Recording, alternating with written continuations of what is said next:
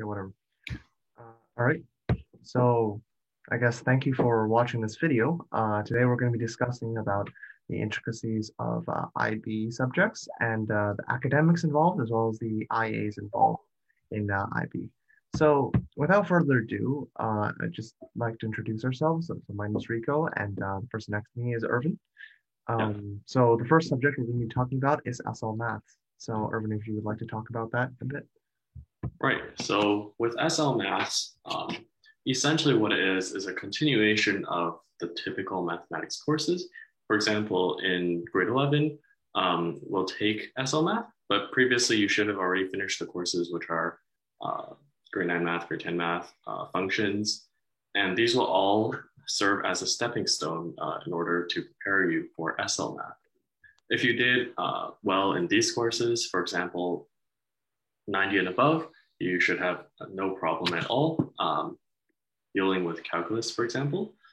Essentially, what you want to do is just follow each course because every lesson leads into the next one.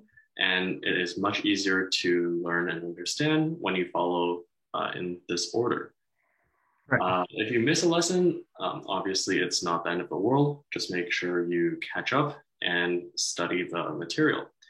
In addition to this, when you're studying for tests and exams, just make sure to take notes and review your notes when you need them. Yeah. Honestly, it isn't that difficult. The main difficulty is just keeping up with the course itself and managing your time wisely. If you really find any trouble with the course, you should know that most upper year students are quite open to helping, especially since this can also help with their CAS hours if it's worded correctly. And also your teachers are, or at least they should be, all very open to helping you as well. Yeah. So that's basically it for SL Math. Now, something I do want to point out that is specific to Millikan is that so for Millikan, the Mr. Sarskousis is one of the math teachers at Millikan, and so he has a very strong emphasis on problem solving as well as knowing your content. So he hands out like a sheet known as like a super fun sheet, and basically you want to make sure that you complete those sheets at least complete those sheets, if not anything else, just because a lot of the questions that he asks are either based off of these questions or literally just copy pasted those questions. And Right. those questions Speaking are of, going to be the harder ones. So make sure you do those. And if you have any questions, like Mr. Tsakousis is always the most is also always very open to questions and solving problems on the board. So yeah, that's just one thing I wanted to speaking of content for SL Math, just generally in broad strokes, the topics consist of functions, which should be known by the time you take SL Maths, trigonometry, which also should be, you should be more or less aware of what it consists of, algebra, and the new topics are generally speaking going to be calculus or differential calculus in a single variable state, which is essentially just tracking the rate of change of two variable function. And we also deal with integration, which is kind of finding the area underneath a two-dimensional graph. This is how you can think about it. And it's part of the inspiration of how the formulas for integration are derived. With these, they're not too difficult. As long as you make sure to do practice problems, you should have no trouble dealing with SL Math in the same way you dealt with previous math courses. And even if you're not like super mathematically inclined, the content is not that arduous. For example, like calculus is actually very straightforward and intuitive once you understand the concept of like it being a rate of change. So I imagine SL Math is not going to be the worst thing in the world. So moving on, chemistry HL. So chemistry HL, I don't take chemistry HL, but so I'm just going to leave Irvin to talk about Right. that one. So for chemistry HL, essentially, again, it's just a continuation of previous chemistry courses. If you've done well on those, you, again, should have no problem with this. Essentially, what it deals with, or what is there apart from grade 11 chemistry material, is rates of reaction, organic chemistry, and essentially heat or thermochemistry. And with thermochemistry and rate of reaction, there's just some formulas that you need to understand. Once you understand these formulas mathematically and you're able to explain them using words as well, the rest of the content should be very easy. Is there also electrochemistry? Yeah, electrochemistry also exists. Again, these are not too difficult. So long as you understand what you're doing, it's more or less fine. You just need to make sure you're more or less familiar with the formulas that you need to use on the test and make sure you know how to explain concepts in your own words. Organic chemistry is a little bit different because it's not so much so calculation based as it is memorization based. With this, what I recommend is first of all memorizing functional groups, which you will know once you start organic chemistry, and memorizing how these are formed as well. Then you can move on to memorizing the reactions and how they occur. Okay. Another important thing for organic chemistry is knowing your catalysts. So like obviously when you're doing your reactions, in order to create a certain reaction, you need a certain catalyst. And so having the right catalyst in the question is definitely an important component of solving problems in organic chemistry.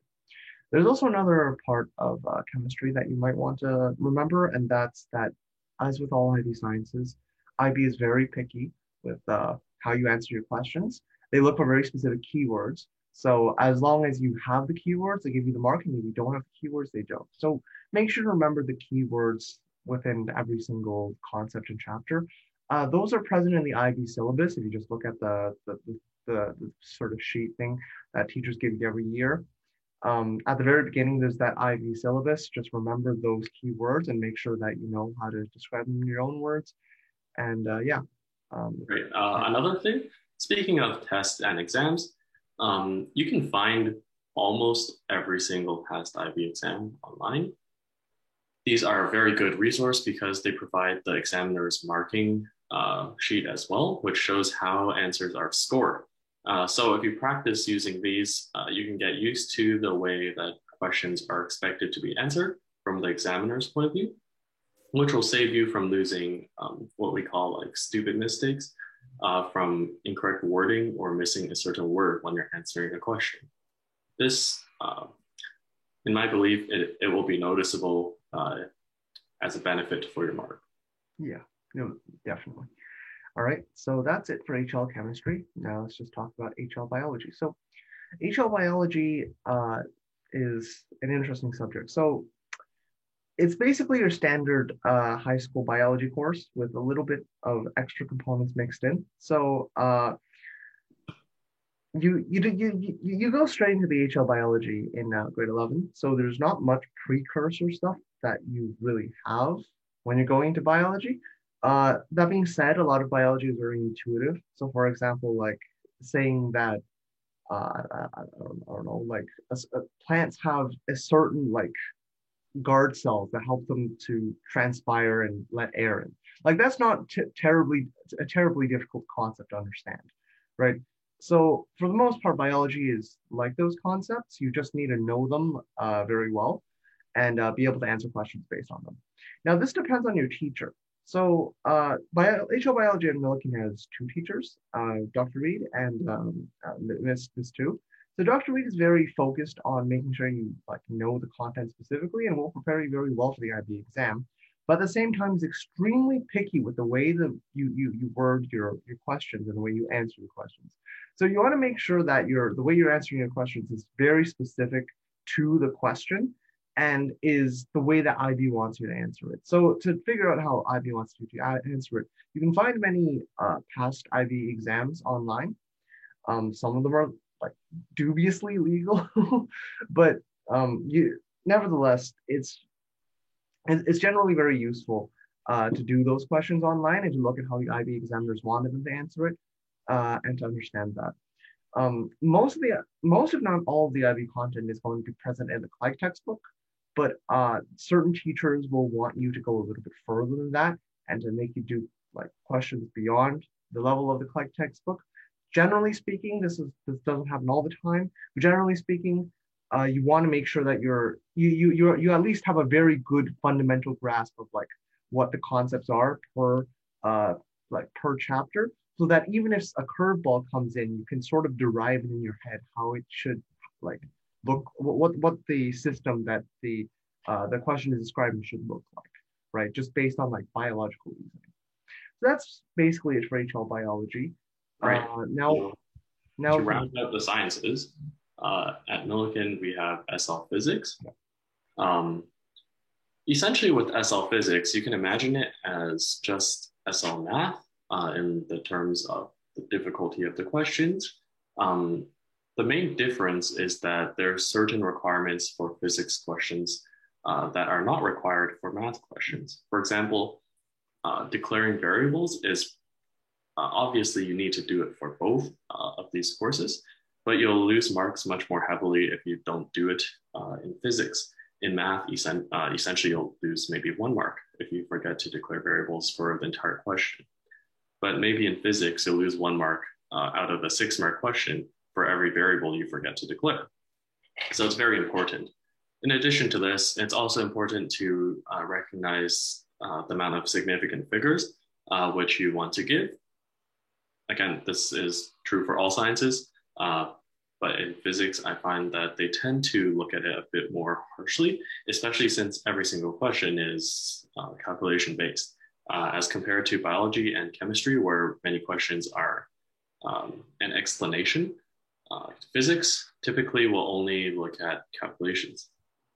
Another thing to say about physics is that you should be aware of how to do experiments, which is true for all sciences as well. Make sure to log all of your steps and make sure to keep a track of the amount of precision that you're using, and make sure to try and be accurate with your measurements. With the exam, you can find exams online. Just practice off of those because those are very good resources, and you'll understand how to answer physics questions much better this way. Yeah. So that's basically it for the sciences. There's also SL chemistry, sorry. SL chemistry is basically HL chemistry, but missing a few like crucial, like extended details. Um, Generally speaking, SL chemistry actually like just SL chemistry is just an easier version of HL chemistry, and the stuff that you learn is generally very intuitive, very simple calculations, some rate of reaction stuff, but not too much, that sort of thing. So overall, it's going to be very similar to what you would learn in like an earlier chemistry course. Now, of course, there doesn't exist like a grade 11 chemistry, if you're taking SL chemistry, but nevertheless, like it's not that hard to get into it once you get the hang of like what's going on in chemistry. And yeah, so now that the sciences are done, let's just talk about a little bit about the other subjects, so English, history, and French. Regarding English, English is not too arduous. Again, being a subject that is relatively difficult to study for, I can't really tell you any sort of like secrets onto how to succeed at English. Nor am I going to pretend that like I know how to succeed in English. But from what I've experienced, I find that it's very helpful for you to first like do the practice exams like that the teacher assigns you in order to get a hang for writing essays, right? Also understand that like quantity isn't everything. If you're only writing like let's say 7 pages or like 6 pages, and someone else is writing 10 pages, like don't feel bad about that. Uh, just make sure. I will interject and say that if you're writing an essay and you only have 2 pages, there is something wrong. Quantity is not everything, but it can also be a measure of how deeply you're inspecting the ideas that you're considering. So if it's too short, you should be a little bit worried. Yeah. But again, if it's 5 or 6 pages, generally it is totally fine. Yeah. So with English, some of the so for IB English in particular, I know that IB really focuses on like the smaller details and how the for certain papers anyway. For certain papers, IB really wants you to analyze how the author is writing, and how the specific word choices, the specific arrangements of words, the use of certain themes, all fall in and direct a certain message, right? And it's your analysis of how the author communicates that message and uses the authorial choices to communicate the message that really matters here. If you don't have a sufficient amount of analysis on that, then you're not going to get the top mark band. And same thing if you're just analyzing it too generally and just talking about like the plot of like the poem or something. Right. So English is different from the sciences and math in that in sciences and math, the exams are very straightforward. They're kind of just here's the question, just answer it in either a mathematical or scientific format. And although you do need to be somewhat familiar with the layout of these exams, so you don't like run out of time, typically the exam format is not really a big issue. They're just expecting you to give an answer, and they'll tell you if they want just the answer or full answers. Like as in, you need to show all of your steps. The difference with English is that the different papers in English have very different requirements, and you should be well aware of the specific requirements in your year because these change every year. As Rico said, there's some papers who are very concerned with specific literary devices and authorial choice. And in these papers, you have to be very careful to give a detailed analysis of, for example, a certain text and what is used in that text. If you don't, you might write a very good essay, but you also will not receive top marks because you're not, in essence, answering the question. This is just true for English in general. Right. And something else I want to add is as of right now, the requirements for English are the following. So the first exam, paper one, is going to be a focused analysis on a text that you haven't seen before. So this is going to be it could be a poem, it could be a song, it could basically be any sort of, it could even be a page from a short story where you don't get any context and it's just a single isolated page. And you have to follow the prompt at the very bottom of the page once you receive the exam, as well as analyze the specific authorial choices. The onus is on the authorial choices on paper one. For paper two, it's comparative essay. So paper two is relatively easier. It's based off of you have to take two of the books that you've read within the semester or within the course, and you need to make sure that you've thoroughly compared the two texts. You don't get the text right in front of you. It's based off of memory, and there's a prompt at the bottom that tells you to analyze that based on the text themselves. There's also the HL essay. The HL essay is a lot more general than the other two, so you don't have to focus on like specific literary like devices of a book. Do keep in mind that any book that you write on for your HL essay is not available for paper two.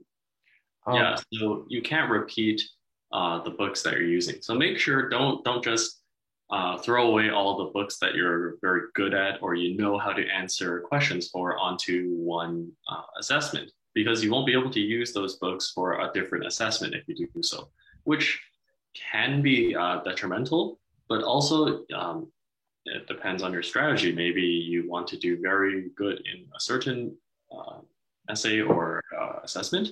However, I'd recommend just being at least decent for every single text that we read in class.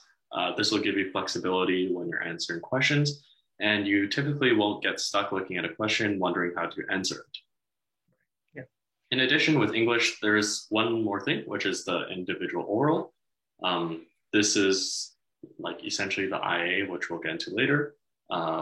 With this, you just need to be careful about it. We'll get into this topic in a later time.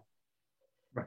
So finally, let's just talk about, actually, no, there are two more. So first, let's talk about history because we know a lot more about history. So history is not a particularly arduous topic. Unfortunately, again, this is a general comment actually, take our advice with a certain grain of salt. We, unfortunately, due to the COVID pandemic, we weren't able to write the exams, but based off of like our in-school exams and based off of what we've gleaned from a bunch of other stuff online. These are the ideas that we formulated. So Right. anyway, with So HL history is again not particularly arduous. You need to know your content. You're probably going to get Mr. Huff as your teacher. Mr. Huff does give you all the content you need, but you have to like be willing to listen and do his activities because he's not going to force you to do them himself, right? And there's a big self-learning component there. You also want to know your authors. So this sounds really weird, but for HL I'll history, interject here for a second and mention that knowing authors themselves is not necessarily that important, as in you won't just randomly lose 20% off your grade because you didn't mention a certain author, but you need to realize that there are different schools of thought when considering history, and you should be able to understand and cite certain authors. Again, not word for word, you can just reference their ideas. This is just an important topic when you're writing paper 3, for example. Paper 3 has this as a specific requirement. We'll get into that later. But just right now, for the history course in general, what I will say about this is that it can be as easy or as hard as you want it to be. Essentially, what that means is you can take it easy for essentially the entire course and probably walk away with a 70. If you're okay with that, that's just how it is. But if you really want to have a good mark, you need to be willing to put in the time to read all of the documents and resources that are provided, which at last count, I think was something along the lines of 200 pages, 200 to 300 pages, approximately in that ballpark. And you need to be able to understand how these resources or the events mentioned connect to each other and can be used in conjunction in one essay. This is important because when you're writing the final exam, you will likely run out of time. In the final exam, at last count, I think it was something along the lines of approximately 6 essays in 5 hours. It's a 5-hour long exam. Your hand will hurt and you'll run out of time, even though you're writing as fast as you can. Yeah. So just to put it into perspective, for paper 2, you get 45 minutes to write one essay, which sounds like a lot, but it's not, because considering how much time you get to write your other English essays, you need to more or less hit the same amount of quality, be able to plan your essay, which was probably going to take you 10 minutes, leaving you 35 minutes to write the actual essay, and have like critical analysis mixed in with it. So it's an arduous task, but generally speaking, as long as you know your stuff well enough, you can write down there are broad strokes of history that are present throughout the course, and if you can write those ideas down, potentially cite a few authors, and get on with it, you'll do fine.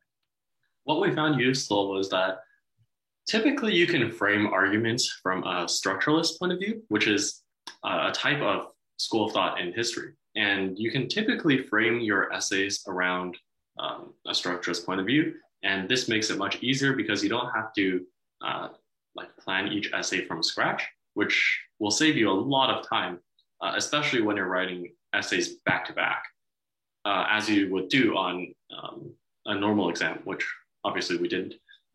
Yeah. But time is probably the most important part of the history course.